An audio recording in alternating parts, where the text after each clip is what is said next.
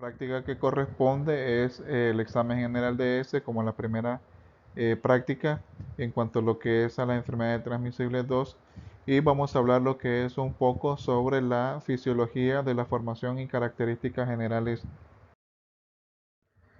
Vamos a decir que aproximadamente el 90% de los procesos digestivos y de absorción tiene lugar lo que es en el intestino delgado, que mide de 6.5 metros, y este se divide en tres partes llamadas de duodeno, que es la parte proximal al estómago, yeyuno e ilio, la proximal al intestino grueso. En todo esto se da una serie de movimientos coordinados que en conjunto se conocen como peristaltismo intestinal y que es el fenómeno directamente involucrado en la mezcla del contenido intestinal y de colocarlo en contacto con la mucosa para que se dé la absorción. Cuando nosotros hablamos de absorción se refiere a la absorción de los nutrientes necesarios que nuestro cuerpo necesita. Esto tal vez no sé si ustedes lo conocían anteriormente. Bueno, habían visto tal vez en anatomía cuáles son las partes que corresponden lo que es al intestino. El peristaltismo desplaza lo que es el contenido y los jugos digestivos a una velocidad de 2 centímetros por minuto, recuperando entre 2 y 4 litros de líquido por hora.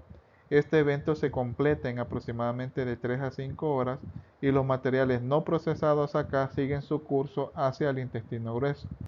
En el intestino grueso, que mide 1.5 metros y se reconocen 5 zonas: ciego, colon, recto, canal anal y ano. El colon es la mayor y a la vez se divide en 4 porciones llamadas ascendente, transverso, descendente y sigmoide. El peristaltismo aquí se inicia lo que son las sustancias, en este caso atraviesan la válvula ileocecal y se acumulan en la porción ascendente. Las bacterias de la flora normal juegan un papel muy importante en la degradación de los restos y el material adquiere lentamente ya la consistencia sólida o semisólida, llamándole lo que son heces fecales. Acordémonos que las heces, según su consistencia, tenemos cuatro: líquidas, blandas, pastosas y duras. En este caso, las heces líquidas, el mayor porcentaje de ellos es agua, tenemos el 90% que es agua. Las heces blandas, el porcentaje de agua es del 75 al 80%.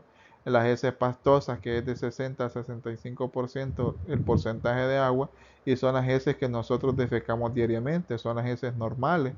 Y tenemos lo que son las heces duras, conocidas como bolas caprinas, que en este caso el porcentaje de agua de ellos es del 35%. Entonces, cuando llegan al colon transverso, se inicia lo que es un movimiento peristaltico masivo que desplaza lo que es las heces al recto, estimulando lo que es la defecación. Entonces es ahí, ¿verdad?, que el ser humano ya tiene, o cualquier de defecar.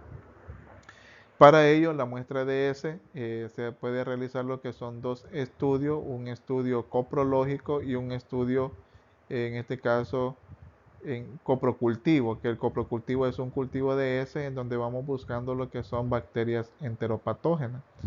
En este caso, en el estudio coprológico, comúnmente vamos a realizando lo que es un estudio parasitológico especialmente, pero en una muestra de heces no solamente le podemos ver con lo que son al microscopio algunas células, sino que podemos ver algunas estructuras macroscópicamente como parásitos adultos, ¿verdad? En este caso, Ascaris lumbricoides, Trichuris, Enterobio u otros parásitos como restos de Taenia, etc. No solamente vamos buscando en ese estudio coprológico, no solamente vamos buscando parásitos nada más, sino que vamos buscando lo que son otras células, vamos buscando si hay una infección bacteriana, una infección viral, una infección causada por hongo. Entonces, para ello es necesario realizar lo que es un examen general de ese. Y el examen general de ese se divide en lo que son en dos exámenes, que es el examen macroscópico y el examen microscópico. Para en el caso del examen macroscópico, vamos a ver lo que son algunos parámetros que se reportan, y en el examen microscópico tenemos que realizar un examen directo al fresco, que ese examen directo al fresco se utiliza lo que es una solución salina isotónica, y en este caso se coloca lo que es una pequeña porción de muestra de S en el centro de una lámina para que luego colocarle una laminilla y observarlo al microscopio. El estudio de la materia fecal, en este hablar primeramente del examen macroscópico. El examen macroscópico tiene lo que son varios parámetros, hay algunos que se reportan y hay otros que no. Por ejemplo, en el examen macroscópico se puede estudiar lo que es la cantidad. La cantidad es un parámetro que no se reporta y el volumen de las materias fecales eliminadas en 24 horas varía de 100 a 400 gramos como promedio en una dieta normal. Dietas ricas en proteínas, carnes, lácteos, frijoles, etc., producen cantidades menores de ese, mientras que una alimentación estricta vegetariana puede originar evacuaciones diarias de 400 gramos o más, debido a la presencia de abundante celulosa indigerible. Por eso es que hay personas, ¿verdad?, que comúnmente su dieta es alta en vegetales, van a defecar más, porque la celulosa, como les mencioné ahí, no se puede digerir. Por otra parte, las heces duras y escasas pueden encontrarse lo que son en personas con problemas peristálticos o con ingesta escasa de líquido. El otro parámetro, este sí se reporta, el otro, que en este caso hablamos de la consistencia, determina lo que es la apariencia macroscópica de las heces. Normalmente las heces tienen consistencia pastosa y de forma cilíndrica, de un diámetro variable. Y aquí es lo que les decía anteriormente, la clasificación. Ya líquidas, blandas, pastosas. Las pastosas son las que nosotros defecamos diariamente, y los estreñidos eliminan deposiciones pequeñas, duras, y a menudo conocidas como bolas caprina, ya que en este caso, ¿verdad?, son las heces que comúnmente en ese frasco, cuando se deposita en un recipiente estéril. Quizás ahí me hizo falta mencionarles anteriormente que las muestras de heces se tienen que recolectar en un frasco estéril de boca ancha, especialmente de tapón de rosca. Se debe de tomar cualquier momento del día, ¿verdad?, recolectar la muestra de heces, pero una vez recolectada, tiene que llevarla inmediatamente al laboratorio. Uno de los cuidados que se tiene es que la muestra de heces no tiene que contaminarse ni con tierra ni con orina. Entonces inmediatamente hay que llevarlo después al laboratorio. Entonces cuando se depositan esas heces en bolas caprinas y usted lo tapa, incluso suena, ¿verdad? Como que si... Acá podemos ver lo que es la consistencia de las heces, desde diarreica hasta pastosa.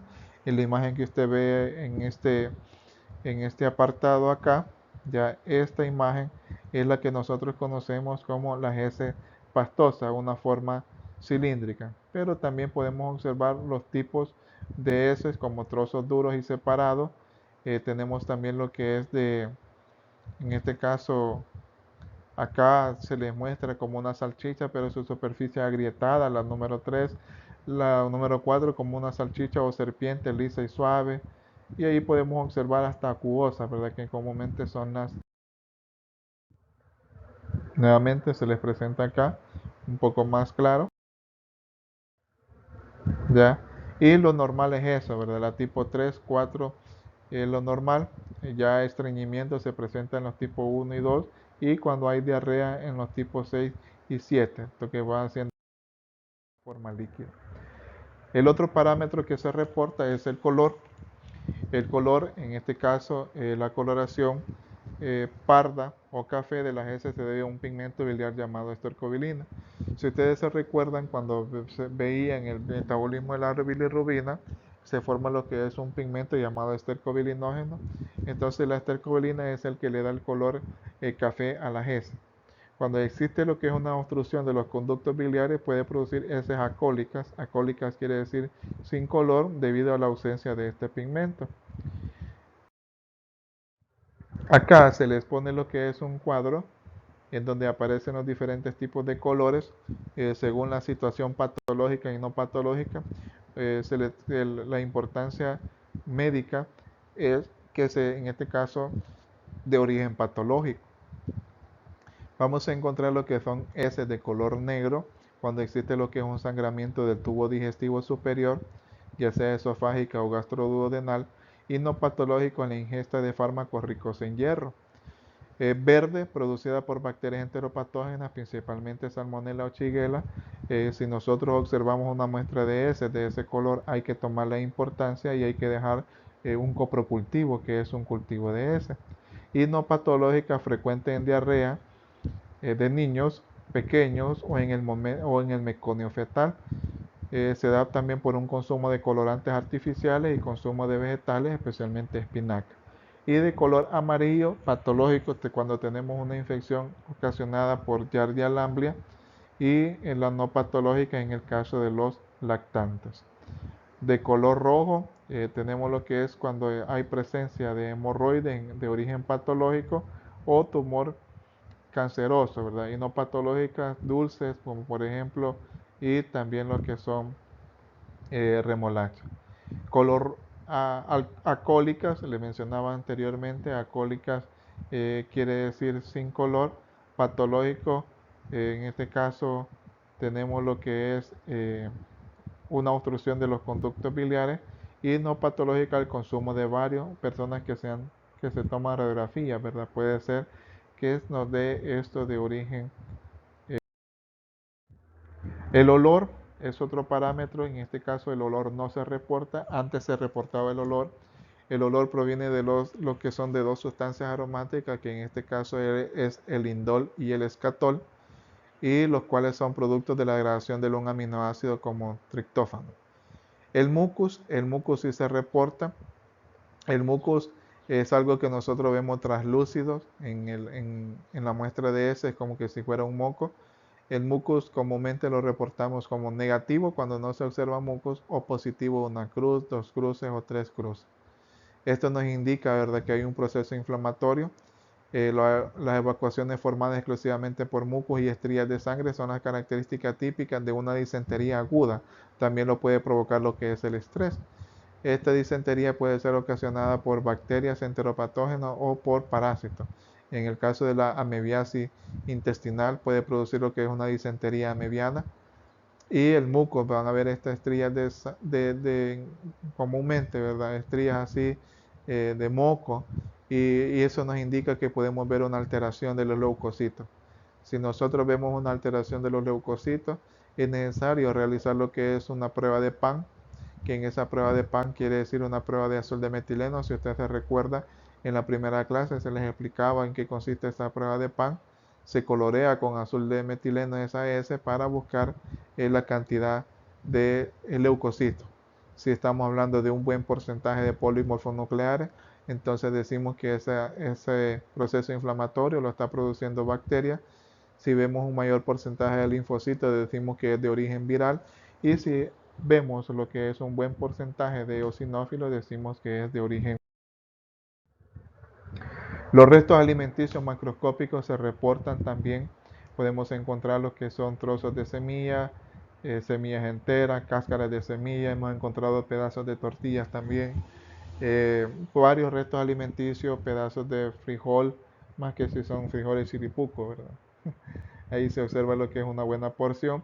En este caso, los restos alimenticios macroscópicos se reportan escasos, moderados o abundantes. No es que vamos a poner en el reporte, y usted nunca lo va a ver como médico, un reporte que diga restos alimenticios macroscópicos de pedazos de frijol abundantes. No, es en general. El pH en condiciones normales, las heces tienen un pH ácido, pero pueden variar a alcalino. En enfermedades que presentan cuadros diarreicos como estrongiloidiasis y giardiasis, ¿verdad?, pueden presentar variar lo que es el pH. El pH no se reporta, ya comúnmente no se va a reportar. Los únicos parámetros que se reportan son la consistencia, el color y la presencia de muco, ¿verdad?, como microscópico. Una vez que ya hemos realizado el estudio macroscópico, hacemos lo que es el examen microscópico. En este examen microscópico se hace lo que es un examen directo al fresco. En algunas ocasiones, si nosotros no procesamos inmediatamente la muestra, la podemos preservar ya con formalina o con el alcohol polivinílico, etc. Pero comúnmente la vemos rápidamente para observar lo que son las formas móviles de los parásitos, para observar lo que son otros tipos de células, y no hay que confundirlos con los restos alimenticios microscópicos. Podemos realizar lo que es el estudio de hematíes, cristales, levadura, restos alimenticios. Ahí falta también, leucocitos. Y si yo no observo ni leucocitos ni hematíes, se reporta, no se observa. Ya si empezamos a ver leucocitos, ya reportamos por campo. En el examen microscópico reportamos también los cristales. Hay un cristal que se llaman los cristales, que en este caso en estos cristales comúnmente eh, le vamos a observar lo que es una forma puntiaguda y también se reportan, ¿verdad? Y en el caso de los restos alimenticios microscópicos también se reportan por campo. Entonces se le da importancia, ¿verdad? El laboratorista clínico tiene que reportar, realizar un buen reporte en cuanto a lo que es a estas formas. Bueno, la clasificación, tenemos dos clasificaciones, cualitativos y cuantitativos. En la forma cualitativa eh, son las formas parasitarias existentes, tenemos lo que son dos tipos, los métodos de concentración y el examen directo al fresco. Lastimosamente estamos en un proceso, ¿verdad?, de pandemia que hubiera sido necesario, ¿verdad? Y se les pide a ustedes que lleven muestras de ese. En otros años lo hemos hecho así. El estudiante lleva la muestra de ese de su familia o de animales para investigar la presencia de parásitos. Y en los cualitativos hacemos lo que son de búsquedas como trofozoitos, quistes, huevecillos y larvas. Y en los métodos cuantitativos, en este caso realizamos un conteo. Vamos a ver, más comúnmente se utilizan los métodos de concentración al igual que el cualitativo, pero aquí se utiliza más que todo para los helmintos, para ver cuántos gusanos adultos hay dentro del intestino del ser humano. Los procedimientos de obtención y manejo de la materia fecal, al paciente se le da una indicación, ya como le digo, si este paciente no puede dar una muestra de ese, cuando lo requiera, comúnmente se le manda a comer ya sea papaya o a desayunar para que dé la muestra de ese, pero a veces es bien difícil, ya que obtenga la muestra. Se sugiere comúnmente que se introduzca lo que es un supositorio, ya para que estimule lo que es el esfínter anal y pueda defecar. Y en el caso de los animales, cuando no pueden defecar, lo que hacemos es que nos ponemos lo que es un guante, humedecemos el dedo con solución salina, le introducimos ese dedo, lo que es en el ano, y empezamos a estimularlo. En el ser humano no podemos hacer eso, ¿verdad? Un paciente normal.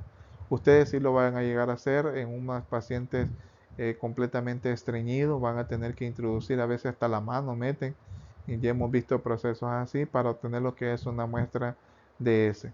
Se debe de llevar inmediatamente al laboratorio. Si ya el paciente no lo puede llevar al laboratorio, digamos que tiene la costumbre de defecar a las 4 o 3 de la mañana y el laboratorio tal vez abre a las 7 o a las 8, comúnmente debe de refrigerarlo.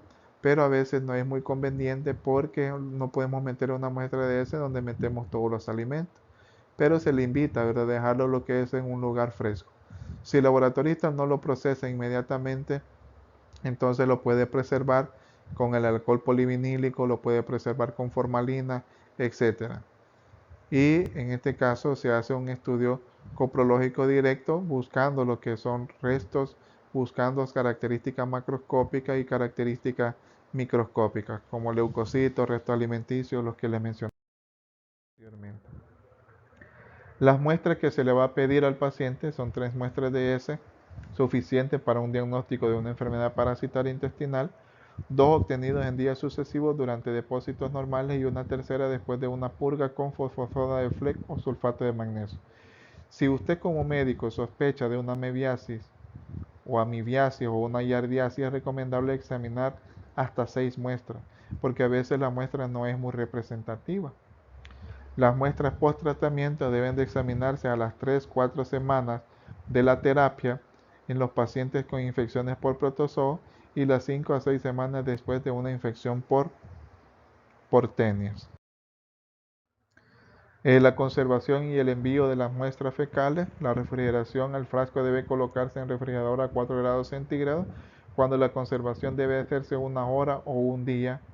Método más sencillo y más práctico, en este caso la refrigeración. Preparación sellada en portaobjeto. Se puede utilizar lo que es vaselina o barniz de uña. Esto en nuestro medio no es común. Ya el método de doble laminilla también se puede utilizar. Y se puede utilizar formol. De todo esto nosotros utilizamos refrigeración, utilizamos formol y utilizamos reactivo de PVA. Ya el formol, fíjense que tenemos muestras de ese que ya no están descompuestas, ya disminuyó lo que es la descomposición, disminuye lo que es el olor, pero va a fijar lo que son los parásitos. Tenemos muestras preservadas desde el 2003, 2004, ya tienen por lo menos 15, 17 años muestras de esas ahí y todavía mantiene lo que son algunas formas parasitarias. Como les digo, ¿verdad? Lastimosamente estamos en esta pandemia y no vamos a poder observar estos estadios parasitarios, pero en la próxima práctica que es sobre protozoario, ahí le voy a poner lo que nosotros observamos en el microscopio. Y tenemos lo que es el reactivo de PBA, que es el alcohol polivinílico. Este comúnmente es bueno para preservar ambos, trofozoito y quiste. Con la formalina no podemos preservar trofozoito.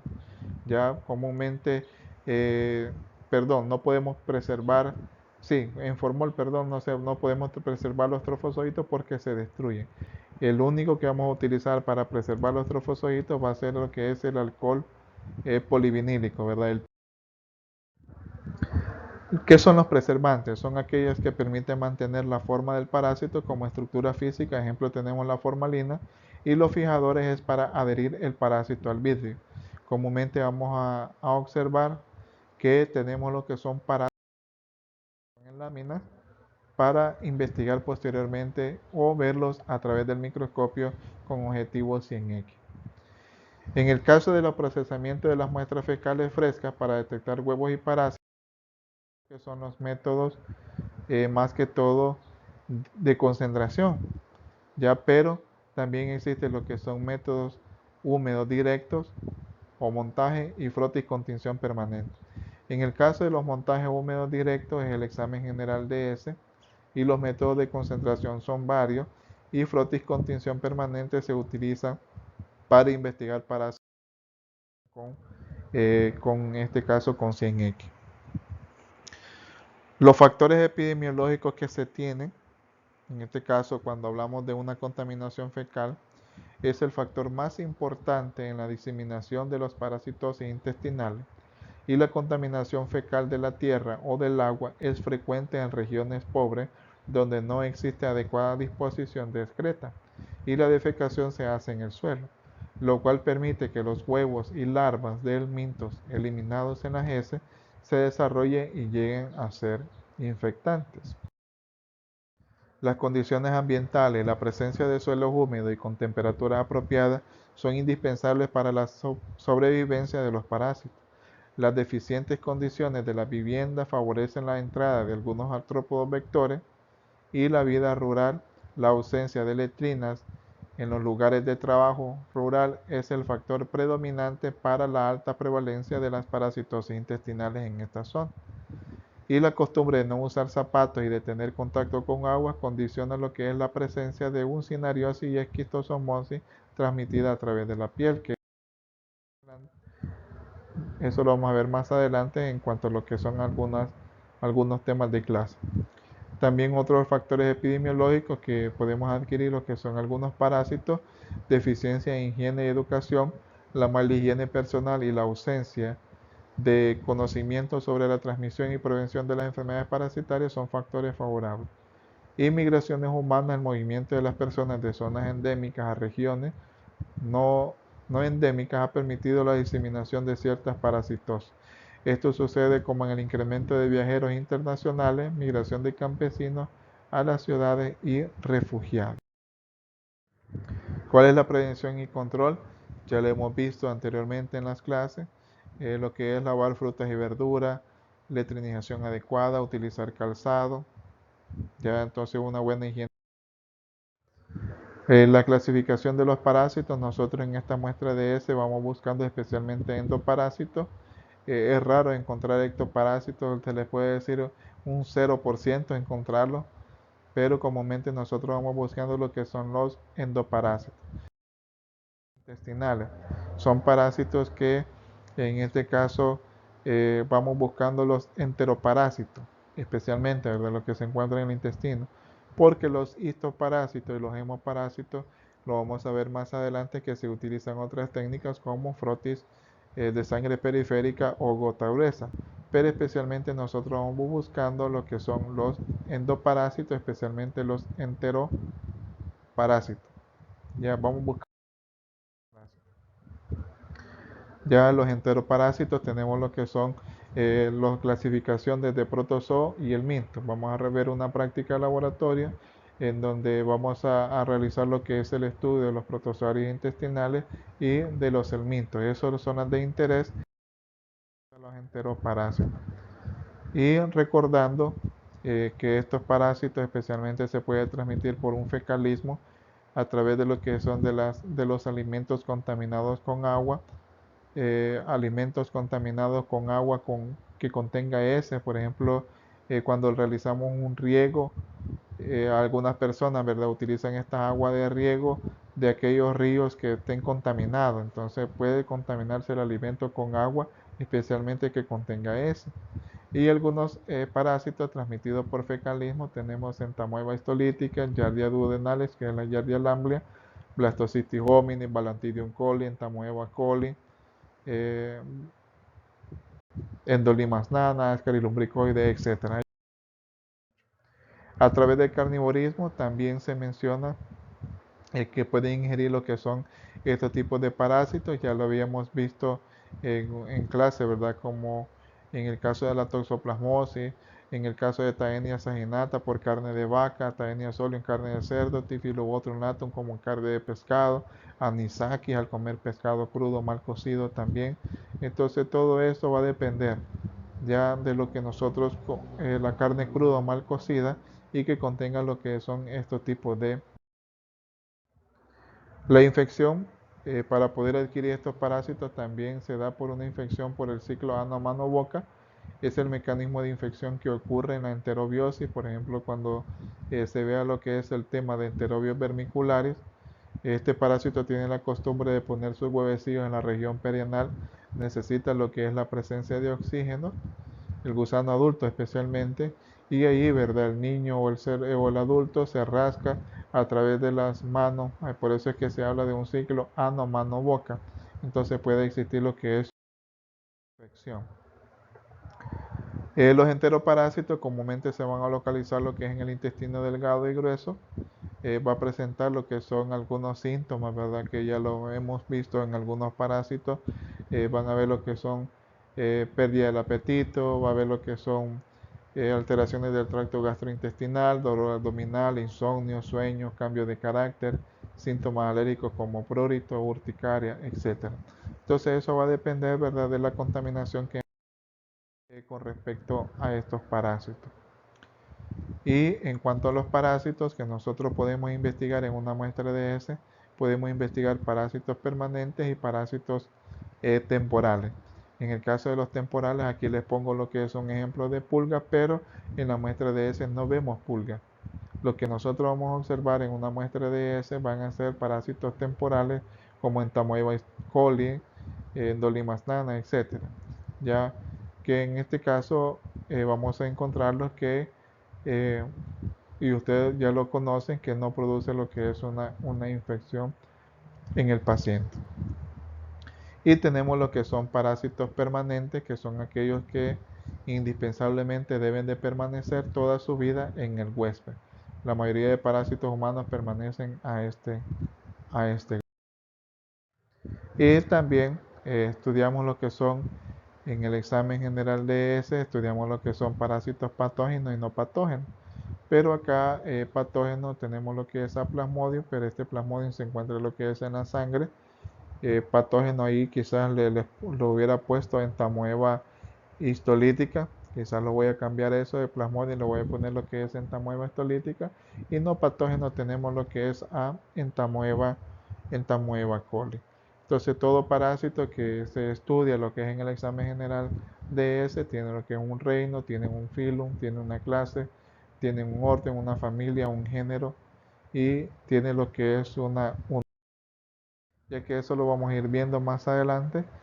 Vamos buscando en esa muestra de ese, vamos buscando lo que son protozoos, metazoos, que en este caso los protozoos son los protozoarios intestinales, y vamos buscando lo que son los helmintos, que ya, entonces vamos buscando todo eso, ¿verdad? Amebas, posiblemente, ¿verdad? Amebas patógenas, no patógenas, flagelados como Giardia lamblia, ciliados como Balantidium coli. Entonces todo eso vamos buscando.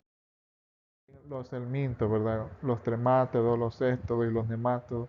Vamos buscando huevos de gusanos redondos producidos por áscaris lumbricoides, etcétera. Entonces es bien importante el examen general de ese, porque a partir del examen general de ese a usted como médico le sirve como pauta para saber, ¿verdad?, si el paciente tiene una alteración ahí. También con la muestra de S se pueden realizar otras pruebas de gabinete, como la prueba de sangre oculta en S, la prueba de Helicobacter pylori en S. En el caso de la prueba de sangre oculta en S, es una prueba que por eso se le llama sangre oculta, porque si en el microscopio yo no veo nada, no veo eritrocitos, y en el examen macroscópico no veo estrías de sangre, entonces si yo no veo nada de esto, estrías de sangre, podemos sospechar en este caso de que hay un sangramiento del tubo digestivo superior. Entonces con la prueba de sangre oculta se ve, es una plaquita, al igual que la prueba de embarazo, eso se va buscando lo que es sangre oculta, glóbulos rojos que han sido degradados, ya para buscar lo que es la presencia de alguna alteración. Entonces cuando existe lo que es un sangramiento del tubo digestivo superior, se deja lo que es una sangre oculta. Se le recomienda al paciente también, ¿verdad?, que cuando lleve lo que es la muestra de laboratorio, no haber consumido carne roja durante 3 días, ¿verdad?, para que no nos dé resultados falsos positivos. Entonces, como la muestra de esa se puede realizar muchas pruebas, ya, pero especialmente lo más común que usted va a dejar es un examen general de eso, en busca de que nosotros vamos buscando lo que son alteraciones, ya sea por parásitos, bacterias, virus, etcétera.